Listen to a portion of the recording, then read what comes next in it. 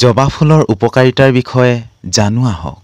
নমস্কাৰ বন্ধু বান্ধৱসকল, যিসকলৰ অকালতে চুলি পকি সৰিছে সেইসকলে কি কৰিব লাগে, জবা ফুল 10-12 পাহমান লৈ তাৰ লগতে কেঁচা আমলখি 4-5টা লৈ একেলগে পিহিব লাগে আৰু তাৰ পাছত সেইখিনি চুলিত লগাব লাগে। এনেকৈ যদি আপুনি সপ্তাহত 2-3 বাৰমানকৈ 4-5 সপ্তাহমান কৰে, তেতিয়াহ'লে আপোনাৰ চুলি পকা আৰু অকালতে চুলি সৰা বন্ধ হ'ব। যিসকলৰ চুলি ৰঙচুৱা হয় সেইসকলে এনেকৈ নাৰিকল তেলৰ লগত 10-12 পাহমান জবা ফুল ছিঙি লৈ সেই জবা ফুলখিনি পিহি লৈ নাৰিকল তেলৰ লগত নিতৌ লগাব লাগে। তেতিয়া চুলিৰ উজ্জ্বলতা বৃদ্ধি পায় আৰু চুলি ক'লা হ'বলৈ লয়।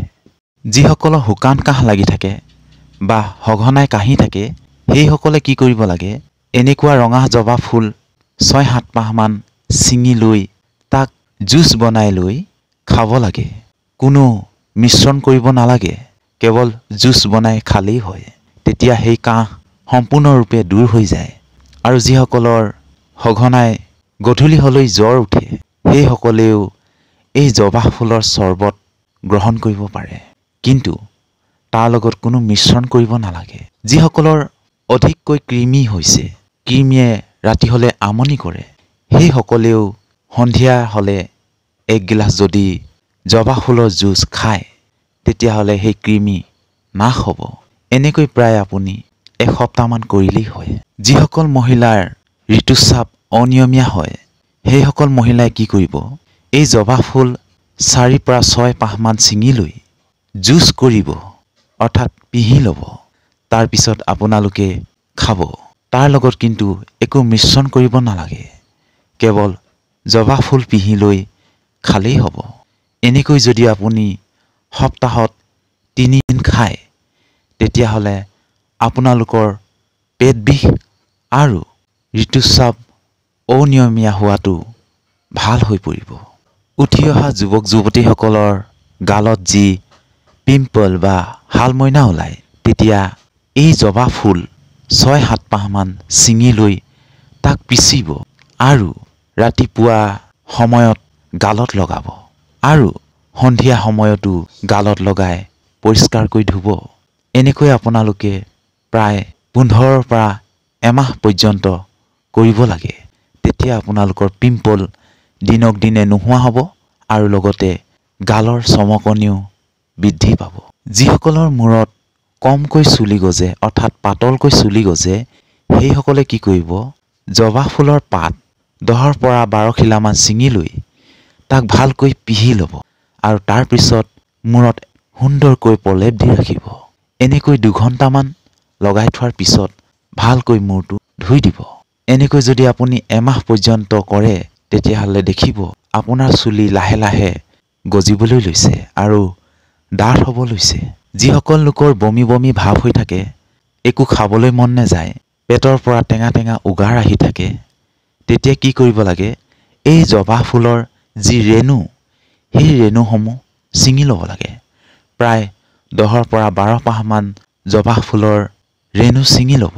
তাৰপিছত ঠাণ্ডা পানীত আপোনালোকে সেই ৰেণুখিনি গুলিব। গুলাৰ পিছত আপোনালোকে সেৱন কৰিব। তেতিয়া কি হ'ব, হয়তো আপোনাৰ 5-10 মিনিটমানৰ পিছত আপোনাৰ বমি ভাৱ হ'ব আৰু আপোনাৰ বমি ওলাব। বমি ওলোৱাৰ পিছত আপোনাৰ পেটটো লঘু লাগিব আৰু যিকোনো খাবলৈ মন যাব। যিসকল লোকে কাহি কাহি ভাগৰি পৰে, ডিঙিৰ বিষ হয় আৰু বুকুৰ বিষ হয়, সেইসকল লোকে কি কৰিব লাগে, জবা ফুল 10-12 পাহমান ছিঙি লৈ তাক ভালকৈ পিচিব লাগে আৰু ইয়াৰ পৰা যিখিনি ৰস ওলায় সেইখিনি সেৱন কৰিব লাগে। তেতিয়া ডিঙিৰ বিষ বা বুকুৰ বিষো ভাল হ'ব লয়। জবা ফুল যদি আপুনি নিয়মীয়াকৈ 2-3 পাহমান সেৱন কৰি থাকে তেতিয়াহ'লে কেঞ্চাৰৰ কাৰণেও ভয় কৰিবলগীয়া কথা নাই। যিহেতু কেঞ্চাৰৰ কাৰণেও জবা ফুল বহুত উপকাৰী। যিসকলৰ পেটত বেছি পৰিমাণে গেছ জমা হৈ থাকে সেইসকল লোকে জবা ফুল 6 পৰা 8 পাহমান ছিঙি লৈ পিচি খালী পেটত ৰাতিপুৱা খাব লাগে। এনেকৈ যদি আপুনি এসপ্তাহ পৰ্যন্ত খায় তেতিয়াহ'লে আপোনাৰ পেটৰ গেছৰ সমস্যা দূৰ হ'ব। যিসকল পুৰুষৰ বীৰ্যৰ ক্ষমতা কম সেইসকল লোকেও যদিহে জবা ফুল নিয়মীয়াকৈ 5-6 পাহমান প্ৰতিদিনে পিচি লৈ সেৱন কৰে খালী পেটত তেতিয়াহ'লেও সেই সমস্যাৰ পৰা সমাধান পাব পাৰি। মুঠৰ ওপৰত ক'বলৈ গ'লে এই জবা ফুলৰ বহুতো ঔষধি গুণ আছে।